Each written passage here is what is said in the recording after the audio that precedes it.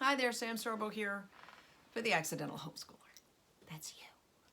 All right, so today I got two different comments and they kind of tie together, and so I want to talk about attitude toward homeschooling now from two different perspectives.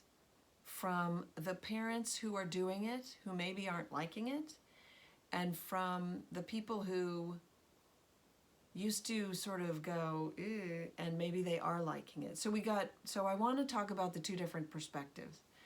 The first thing that you need to understand is you ought to enjoy the time with your kids. If you can't enjoy the time with your kids right now, what's it going to be like when they're adults?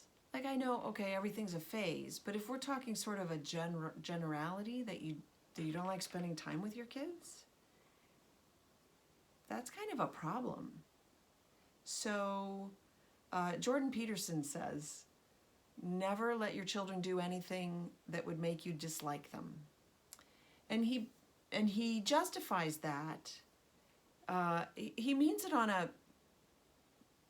on sort of a visceral level. He justifies it because he goes into this idea that we are all capable of evil and that they're little and you're smarter than they are, your children. And so if you're allowing them to do things that you dislike, then you will be justified in being mean to them. And the last thing you want to do is sort of go down that pathway. He also spent a lot of his research time delving into the properties of evil and the evil that indwells every human being. And so he takes a fairly, I don't know, would we call that a cynical view? However, I do think that is very wise counsel. And in fact, I counsel the same, only opposite. So I tell people, teach your children to compliment you. So rather than don't allow them to not, or you know what I mean, the sort of negative, I go to the positive and I say, encourage your children to do things that bless you, that make you happy, that make you love them more.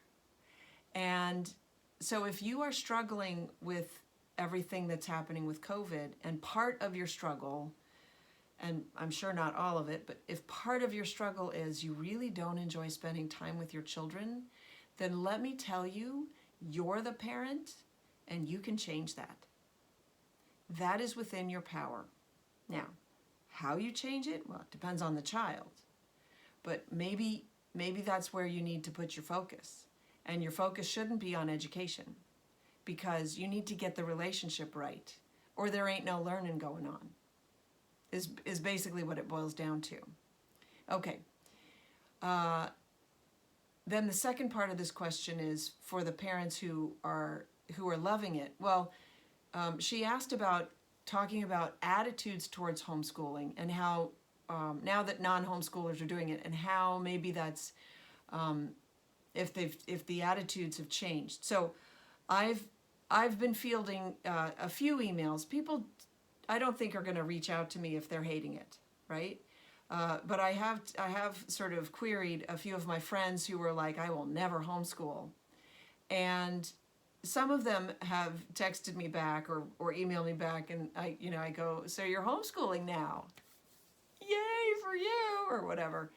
And so I did get one person go, yes, and like I thought, like I always knew, I am not enjoying it.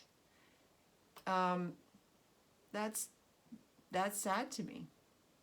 That's, actually, she didn't say I'm not enjoying it. She said it's not for me. Okay, but there are other ways to home educate your children aside from sending them to, say, the public schools. And in fact, I think the person I'm speaking of sends her kids to a Christian school, and they love the Christian school, and they're very happy there. And they're learning Judeo-Christian values, which is important. Then they're learning that your life has purpose, which is important. Which now this is my new thing, is that I can certainly say that in our education system, we do not teach children that they have any purpose. In fact, we're teaching them the opposite, that they're accidents of nature. And so they have no purpose. And so how are they ever going to find happiness? You can't find happiness if you don't have a purpose. You need a mission in life. For the people that I've heard from who have said, wow, I love homeschooling. I never thought it was like this. I had all these presuppositions that seem not to be true. But I'm nervous about the fall. Okay, yeah, I get it. And you're the people that I'm doing these videos for, right? And hopefully there will be more and more of you, if judging from the naysayers is any indication, because there are a lot of people out there saying, don't homeschool, it's the worst thing you can do, and blah, blah, blah. They're just scared. It is the best thing you can do. And so, let's see, I think we'll end there. For the people who are struggling with their children, be a parent. And I mean, take charge. Create situations that form bonding relationship. Read a book together. Read a book to your child. Make your child sit there while you read the book. Read a book the child chooses.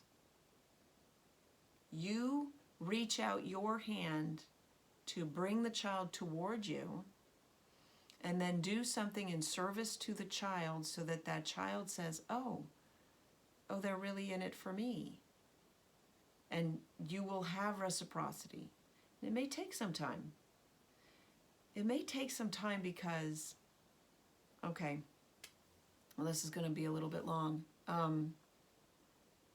When you send your child off to school, especially if you don't like that child, especially if you don't enjoy spending time with them, they know.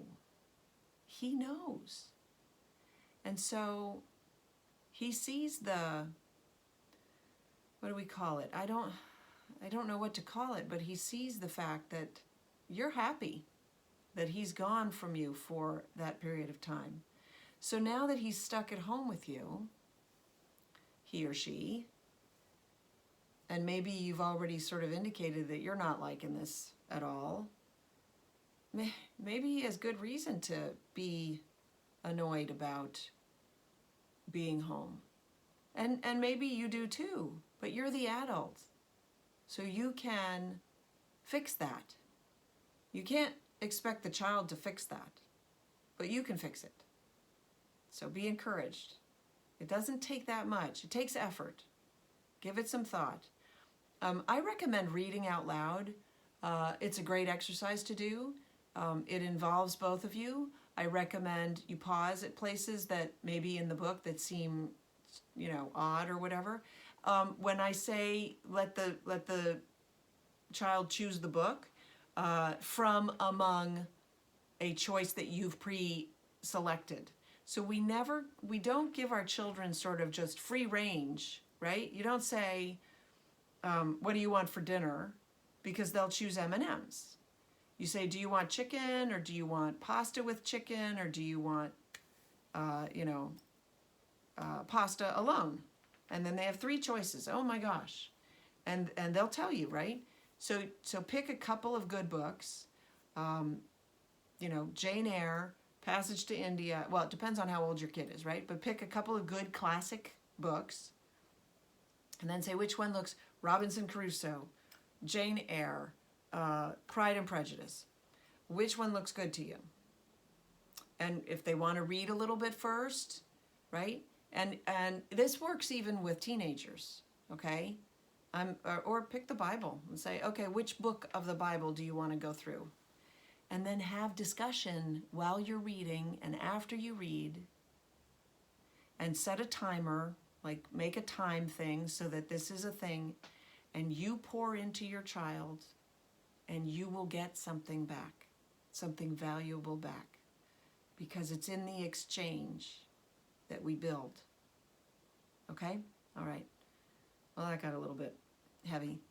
Didn't mean to get too heavy. All right, so I'm Sam Sorbo, obviously. Please like my channel. That just helps me. And spread the word. Send this video anywhere you would like. And go ahead and email me questions. I'm happy to answer questions. We'll see you next time. You can email me at samsorbo.com. All the links are in the description. Thanks for watching. Bye.